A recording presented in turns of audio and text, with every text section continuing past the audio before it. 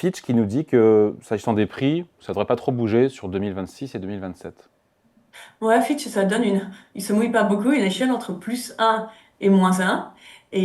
Mais ce qui est étonnant, c'est qu'on attendait quand même une baisse des prix. Les prix ont beaucoup augmenté, notamment dans les grandes villes. Et donc, il n'y a pas de détente en vue. Il n'y a pas de détente en vue avec des taux qui augmentent.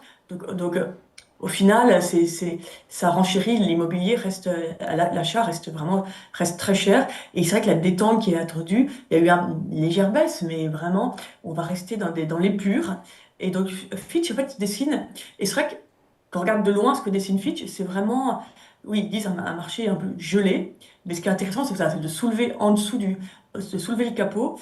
Et, et ce qu'il souligne vraiment, c'est qu'en raison de cette crise de la construction, on peut aller vers des années beaucoup plus difficiles. Pour l'instant, ça tient vaille que vaille.